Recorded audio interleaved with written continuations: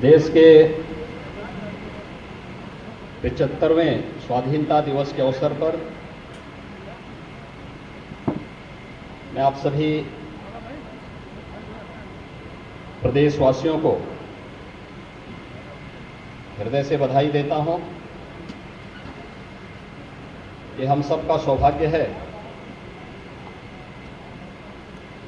कि देश की स्वाधीनता के अमृत महोत्सव वर्ष का हम सबको साक्षी बनने का अवसर प्राप्त हो रहा है। 1947 में पराधीनता के खिलाफ एक लंबी लड़ाई के बाद देश अनगिनत बलिदानों के कारण स्वतंत्र हुआ था। देश की स्वाधीनता की क्या कीमत होती है कि देश के अंदर अलग अलग स्थानों पर बने हुए शहीद स्मारक, स्वाधीनता आंदोलन से जुड़े हुए वे सभी स्मारक इस बात के जीवंत गवाह हैं। जो आधुनिक भारत के एक महातीर्थ के रूप में हम सबको देश की स्वाधीनता की लड़ाई का एहसास कराते हैं। मैं इस अवसर पर 1857 से प्रारंभ हुई देश की स्वाधीनता की उस सामूहिक लड़ाई के अवसर पर इस देश ने विदेशी हुकूमत को अपनी ताकत का एहसास कराया था। कहीं झांसी में रानी लक्ष्मीबाई के नेतृत्व में, कहीं बलिया में मंगल पांडे का नेतृत्व, कहीं लखनऊ में स्वाधीनता आंदोलन के लिए मर मिटने वाले सभी क्रांतिकारी, कोई मेरठ में, कोई गोरखपुर में और देश के अलग अलग भागों में जो एक सामूहिक लड़ाई देश की स्वाधीनता के लिए आगे बढ़ी थी, उसी का प्रतिफल है कि मात्र 90 वर्षों के अंदर विदेशी हुकूमत को इस देश को छोड़ने के लिए मजबूर होना पड़ा था। आज हम सबका सौभाग्य है कि जब हम देश की स्वाधीनता के अमृत महोत्सव वर्ष में प्रवेश कर रहे हैं, तब हम देश की स्वाधीनता की इस निर्णायक लड़ाई को एक निर्णायक स्थिति में पहुंचाने वाले राष्ट्रपिता महात्मा गांधी के प्रति नमन कर सकें। लखनऊ से ही 1916 में स्वराज मेरा जन्मसिद्ध अधिकार है, हम इसे लेकर के रहेंगे का उद्घोष करने वाले लोकमान्य बाल गंगाधर तिलक का उद्घोष देश की स्वाधीनता का एक मंत्र बन गया था। नेताजी सुभाष चंद्र बोस, सरदार वल्लभ भाई पटेल, स्वातंत्र वीर सावरकर, डॉक्टर श्यामा प्रसाद मुखर्जी जैसे स्वाधीनता संग्राम के इन अमर सेनानियों ने देश की इस लड़ाई को एक नई ऊंचाइयां प्रदान की। क्रांतिकारी गतिविधियां पूरे देश के अंदर चलती रही और उत्तर प्रदेश तो इस मामले में इस निर्णायक लड़ाई का एक केंद्र बिंदु बना। जब हम देश की स्वाधीनता के अमृत महोत्सव वर्ष में प्रवेश कर रहे हैं,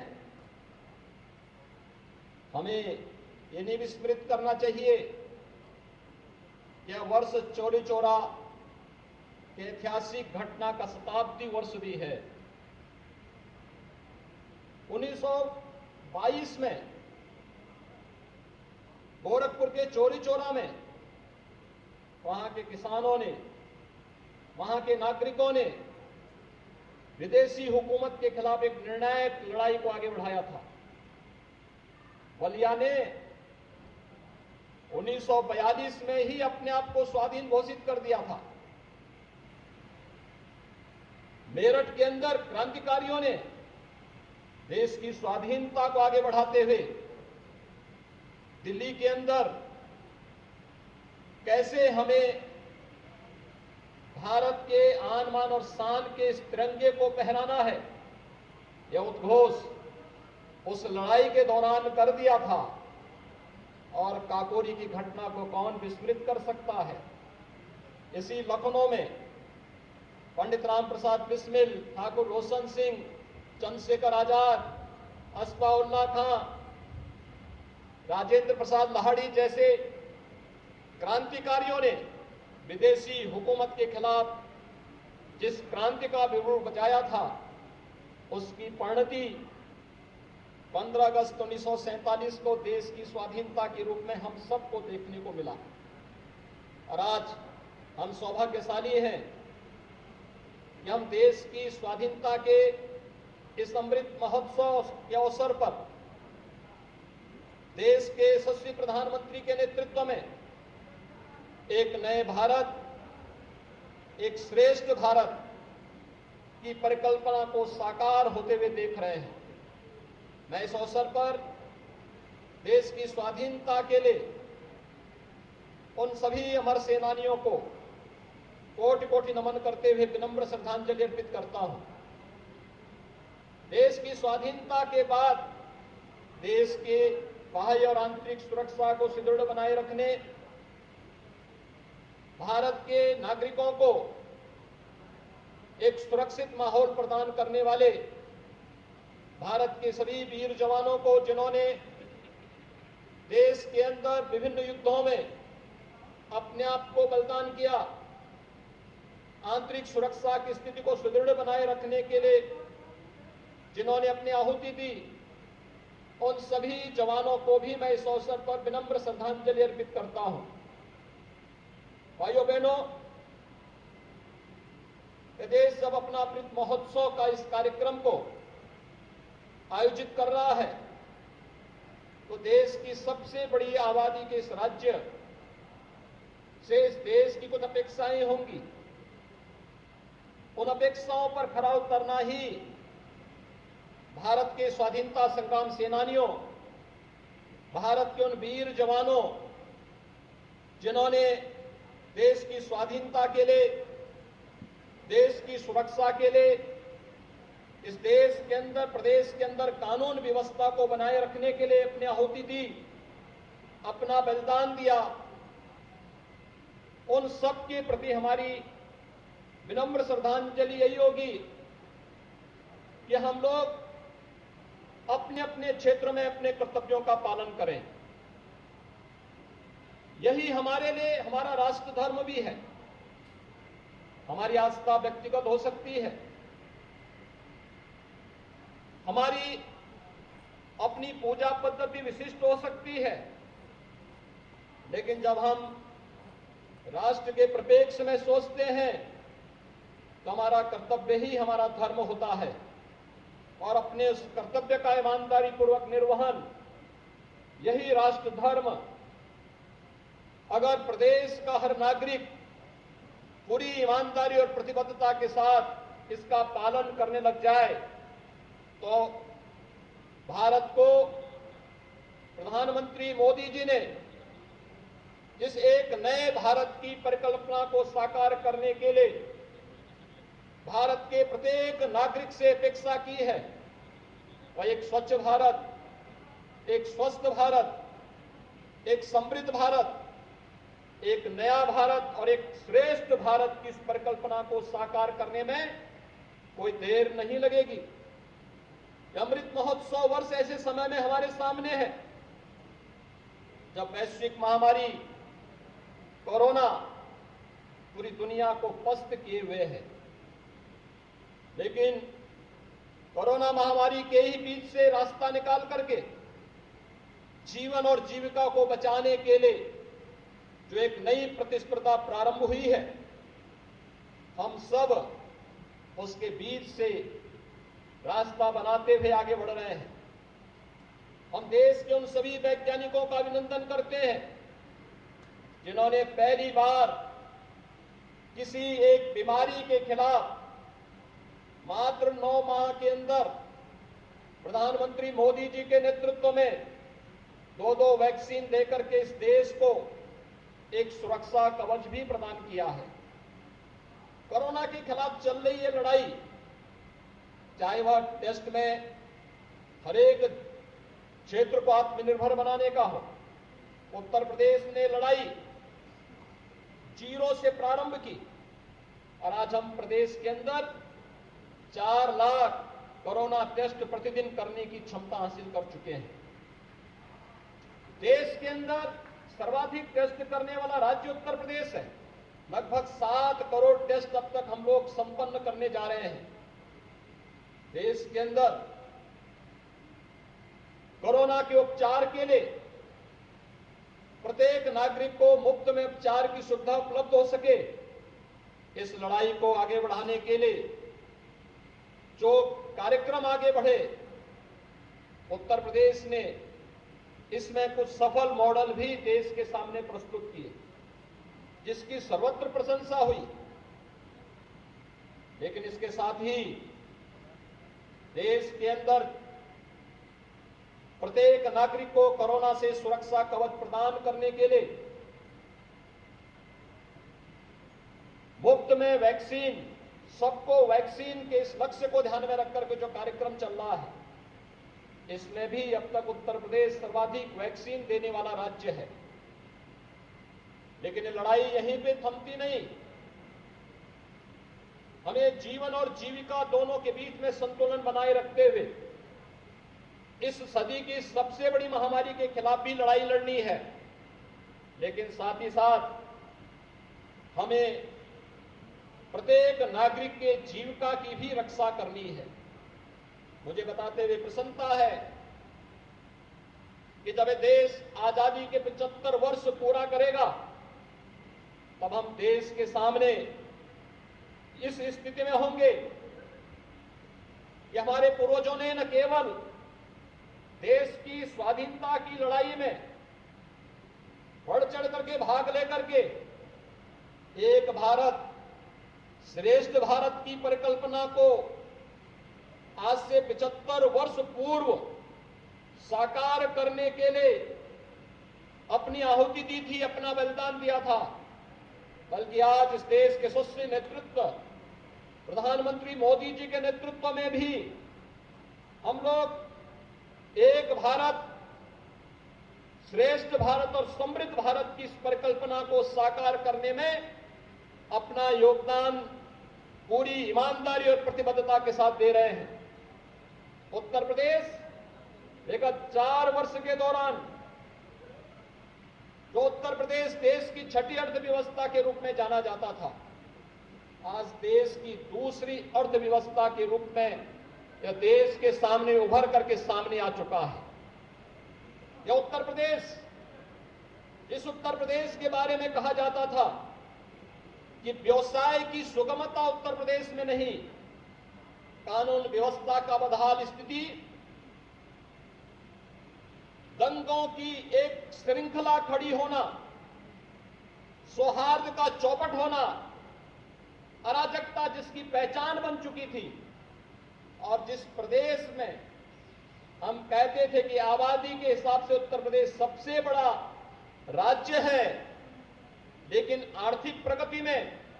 और कानून व्यवस्था की ध्वस्त स्थिति में उत्तर प्रदेश के नौजवानों के सामने पहचान का एक संकट खड़ा हो जाता था। आज उत्तर प्रदेश कानून व्यवस्था की स्थिति में देश के अंदर एक रोल मॉडल बनकर के खड़ा हुआ है। उत्तर प्रदेश की सुदृढ़ स्थिति और विगत 53 माह में उत्तर प्रदेश के अंदर एक भी सांप्रदायिक दंगा न होना, प्रदेश में कानून व्यवस्था की मजबूत स्थिति के साथ साथ प्रत्येक नागरिक में सुरक्षा का भाव पैदा होना, इस बात को रेखांकित करता है कि उत्तर प्रदेश की जिस लड़ाई को आगे बढ़ाया गया है उसके परिणाम स्वरूप ये केवल कानून व्यवस्था और प्रदेश के बारे में देश और दुनिया की धारणाओं को बदलने में नहीं, बल्कि इसने प्रदेश के अंदर निवेश की एक नए युग का शुभारंभ भी किया है। आज दुनिया का हर निवेशक अपने निवेश के सबसे अच्छे गंतव्य के रूप में उत्तर प्रदेश को स्वीकार करता है और उसी का परिणाम है इस प्रदेश में युग बीत जाता था, निवेश एक फूटी कौड़ी नहीं आ पाती थी। आज वही प्रदेश विगत 4 वर्ष के दौरान 4 लाख करोड़ रुपए से अधिक का निवेश विभिन्न क्षेत्रों में करने में सफल हुआ है। प्रदेश के करोड़ों नौजवानों को रोजगार और नौकरी की सुविधा इसके माध्यम से प्रदान करने में सफल हुआ है और प्रदेश के अंदर सरकारी नौकरी की भर्ती की प्रक्रिया तो अपने आप में एक दिवा स्वप्न था, एक कहीं जातिवाद की चपेट में आता था, कहीं यह क्षेत्रवाद की चपेट में आता था और कहीं पर इस सरकारी नौकरियां बेईमानी और भ्रष्टाचार की कठपुतली बन करके प्रदेश की प्रतिभा और प्रदेश के नौजवानों के जीवन के साथ खिलवाड़ करता था। लेकिन आज जब प्रदेश के अंदर हमारी सरकार 4.5 वर्ष का कार्यकाल अपनी पूरी करने की ओर अग्रसर है, मुझे बताते हुए प्रसन्नता है कि 4.5 लाख नौजवानों को हमने प्रदेश के अंदर शासकीय सेवा में नौकरी का अवसर भी पूरी पारदर्शी और ईमानदारी के साथ प्रदान किया है। प्रदेश के अंदर ईज ऑफ लिविंग के उस लक्ष्य को प्राप्त करने की दिशा में भी बेहतर प्रयास हुए हैं। ईज ऑफ डूइंग बिजनेस के बारे में हम सब सुनते आए थे। उत्तर प्रदेश पहले कहां था? 14वें नंबर पर था। आज जब व्यवसाय की सुगमता की बात होती है, ईज ऑफ डूइंग बिजनेस की बात होती है, उत्तर प्रदेश देश के अंदर अपनी रैंकिंग को सबसे अच्छी सुधार करते हुए 2 नंबर पर उत्तर प्रदेश आया है। इसी प्रकार की स्थिति देश के अंदर ईज ऑफ लिविंग में कोई भी ऐसी कल्याणकारी और गरीब कल्याणकारी योजनाएं जिसके माध्यम से उस प्रदेश के नागरिकों को हम एक नई राह दिखा सकें, जीवन की एक नई राह दिखा सकें, उसमें उत्तर प्रदेश की स्थिति पहले कहां थी? प्रधानमंत्री आवास योजना में 2016 तक उत्तर प्रदेश का 23वां स्थान था। आज देश के अंदर प्रधानमंत्री आवास उपलब्ध कराने में उत्तर प्रदेश देश के अंदर नंबर 1 स्थान पर है। 40 लाख लोगों को हम लोगों ने एक आवास उपलब्ध करवाया है। स्वच्छ भारत मिशन में उत्तर प्रदेश 27वें स्थान पर था। जब 2017 में मुझे प्रदेश की बागडोर सौंपी गई तो राष्ट्रपति जी से भेंट के दौरान उन्होंने इस बारे में कहा। उस समय देश के अंदर शहरी विकास मंत्रालय का दायित्व वह निर्वहन कर रहे थे। जब मेरी उनसे मुलाकात होती है तो उन्होंने मुझे एक ही बात कही। उन्होंने कहा कि स्वच्छ भारत मिशन की सफलता उत्तर प्रदेश में निहित करती है, लेकिन लगता है उत्तर प्रदेश के कारण देश इस लक्ष्य को समय से पूरा नहीं कर पाएगा। लेकिन हम लोगों ने प्रदेश के अंदर शासन स्तर पर, प्रशासन स्तर पर स्वच्छाग्रहियों ने, जनप्रतिनिधियों ने मिलकर के जो प्रयास सामूहिक रूप से आगे बढ़ाया, उसका परिणाम है कि 2,61,00,000 लोगों को एक इज्जत घर देने और देश के अंदर स्वच्छ भारत मिशन के लक्ष्य को समय से पूर्व प्राप्त करने में जो भूमिका उत्तर प्रदेश ने निर्वहन किया, उसका परिणाम है कि उत्तर प्रदेश ही नहीं बल्कि देश ने इसकी सराहना हुई और उत्तर प्रदेश के कारण स्वच्छ भारत मिशन के अंदर न केवल हम लोगों ने प्रत्येक गरीब परिवार को एक एक शौचालय उपलब्ध कराया, बल्कि नारी गरिमा की रक्षा के साथ ही आम नागरिक के स्वास्थ्य को भी आगे बढ़ाने में मदद मिली। मुझे याद है पूर्वी उत्तर प्रदेश में 1977 से गोरखपुर और बस्ती कमिश्नरी में और 38 ऐसे जनपद थे प्रदेश के जहां पर बड़े पैमाने पर बच्चों की मौतें होती थी। ये मस्तिष्क ज्वर से बहुत सारी जगह में उस बीमारी को लोग अज्ञात बीमारी कह करके मौत के सिलसिले को आगे बढ़ने देते थे। लोग ये मान करके कि मरने वाला बच्चा गरीब है, अल्पसंख्यक या अनुसूचित जाति से जुड़ा हुआ है, उन्हें केवल वोट बैंक तक सीमित करके रख देते थे। जब ये बच्चे तड़पते थे कोई उनका हाल नहीं लेता था। 1977 से लेकर के जो सिलसिला प्रारंभ हुआ 2017 तक मौत का सिलसिला चलता रहा। स्वच्छ भारत मिशन और प्रदेश सरकार के द्वारा अंतर विभागीय समन्वय के माध्यम से जिस अभियान को हम लोगों ने आगे बढ़ाया, आज उसका परिणाम है कि पूर्वी उत्तर प्रदेश समेत 38 जनपदों में इंसेफ्लाइटिस के इस कहर को पूरी तरह नियंत्रित करने में हमें सफलता प्राप्त हुई। 95% मौत के आंकड़ों को पूरी तरह नियंत्रित करने में हमें सफलता प्राप्त हुई है। अब इंसेफ्लाइटिस से हर एक बच्चे की जान बचाने का इंफ्रास्ट्रक्चर भी हमारे पास है और उस प्रकार के अभियान को पूरी प्रतिबद्धता के साथ आगे बढ़ाने के लिए हमारा तंत्र पूरी मजबूती के साथ आगे बढ़ रहा है। प्रदेश के अंदर बेरोजगारी की चर्चा होती थी। 2017 में प्रदेश के अंदर बेरोजगारी की दर 17% से अधिक थी, लेकिन नए जो ताजे आंकड़े हैं, प्रदेश के अंदर जो निवेश हुए हैं, प्रदेश के अंदर स्वतः रोजगार के जो अवसर उपलब्ध कराए गए हैं, इन सब का परिणाम है कि आज बेरोजगारी की दर को हम 17 से 4% तक लाने में हमें सफलता प्राप्त हुई है। लेकिन इस दिशा में नए प्रयास किए जाने की आवश्यकता है। प्रदेश के अंदर हर एक क्षेत्र में किसानों का हो, गांव का हो, गरीब का हो, नौजवानों का हो या जीवन के प्रत्येक क्षेत्र में बिना भेदभाव के शासकीय योजनाओं का लाभ प्रदान करने के लिए किए जाने वाले प्रयास का हो। उत्तर प्रदेश की सरकार ने इस दिशा में भारत सरकार के साथ मिलकर के प्रधानमंत्री मोदी जी का मार्गदर्शन प्राप्त करते हुए इसे पूरी ईमानदारी के साथ, पूरी प्रतिबद्धता के साथ आगे बढ़ाने का कार्य किया है। प्रदेश के अंदर किसानों के लिए चाहे 2017 में फसल ऋण माफी के कार्यक्रम को आगे बढ़ाने का कार्यक्रम रहा हो, वर्षों से, दशकों से लंबित सिंचाई परियोजनाओं को समयबद्ध ढंग से आगे बढ़ाने का कार्यक्रम रहा हो, या फिर प्रधानमंत्री किसान सम्मान निधि में 2,36,00,000 से अधिक किसानों को प्रधानमंत्री किसान सम्मान निधि का लाभ प्रदान करने का कार्यक्रम प्रदेश सरकार ने पूरी ईमानदारी के साथ इसे आगे बढ़ाया है। और यही नहीं, प्रदेश के अंदर कोरोना कालखंड में 15 करोड़ लोगों को प्रधानमंत्री गरीब कल्याण अन्न योजना का लाभ उपलब्ध कराने का आवश्यकता पड़ी तो हर माह न केवल प्रधानमंत्री गरीब कल्याण योजना के माध्यम से बल्कि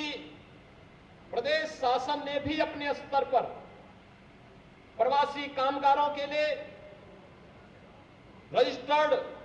श्रमिकों के लिए न केवल अन्न की व्यवस्था बल्कि भरण पोषण भत्ते की भी व्यवस्था देकर के उनकी जीवन को एक नई राह दिखाने का कार्य इस महामारी के दौरान प्रदेश के अंदर पूरी ईमानदारी के साथ आगे बढ़ाने का कार्य किया गया। प्रदेश के अंदर प्रोक्यूरमेंट के कार्यक्रम को आगे बढ़ाने का रहा हो या गन्ना किसानों का 45 लाख गन्ना किसानों को 1,41,000 करोड़ रुपए से अधिक का गन्ना मूल्य का भुगतान समयबद्ध ढंग से आगे बढ़ाने का कार्यक्रम, प्रदेश सरकार पूरी ईमानदारी के साथ अपने अन्नदाता किसानों की न केवल सम्मान की रक्षा करने के लिए बल्कि वे आर्थिक रूप से उन्नयन की ओर अग्रसर हों, इसके लिए प्रदेश सरकार पूरी ईमानदारी के साथ कार्य कर रही है। प्रदेश के अंदर उत्तर प्रदेश देश का पहला राज्य है जो अपने 2 करोड़ श्रमिकों को 2 लाख रुपए की सामाजिक सुरक्षा की गारंटी दे रहा है। 5 लाख रुपए स्वास्थ्य बीमा का कवर उन्हें उपलब्ध करा रहा है। और उत्तर प्रदेश देश के अंदर पहला राज्य है जिसने खेतिहर मजदूरों को भी मुख्यमंत्री कृषक दुर्घटना बीमा योजना में कवर करते हुए उन्हें किसी भी आपदा के समय अगर दुर्भाग्य से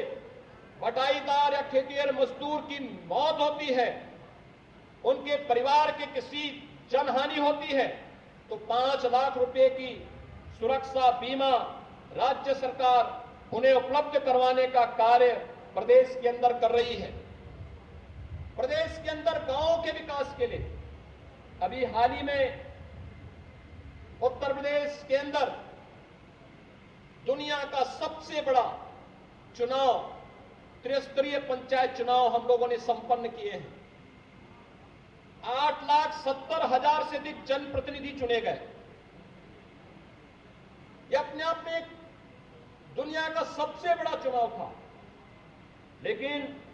हमारे प्रशासनिक तंत्र ने, हमारी पुलिस ने जिस शांतिपूर्ण तरीके से लोकतंत्र के इस महापर्व को, त्रिस्तरीय पंचायत की व्यवस्था को प्रदेश के अंदर संपन्न करवाया है, आज उसका परिणाम है कि पंचायतें विकास की एक नई धुरी बने। इस अभियान को हमें आगे बढ़ाने में मदद मिल रही है। प्रदेश के अंदर गांवों के विकास के लिए कोरोना कालखंड के दौरान निगरानी समितियों ने बेहतरीन प्रदर्शन किया। कोरोना के संक्रमण को रोकने के लिए जिस ईमानदारी के साथ उन्होंने काम किया वो अभिनंदनीय है। मैं इस अवसर पर सभी निगरानी समितियों से जुड़े हुए जितने भी सदस्य हैं, आंगनबाड़ी, आशा वर्कर, एएनएम, चुने गए जनप्रतिनिधि, पार्षद, ग्राम प्रधान और अन्य जितने भी उनके साथ सदस्य हैं, उन सब का मैं इस अवसर पर अभिनंदन करता हूं। कोरोना महामारी को पूरी ईमानदारी के साथ लड़ते हुए, स्वयं के जीवन को दांव पर लगाते हुए, लेकिन प्रदेश की 24 करोड़ जनता को एक सुरक्षित माहौल प्रदान करने का जो कार्य हमारे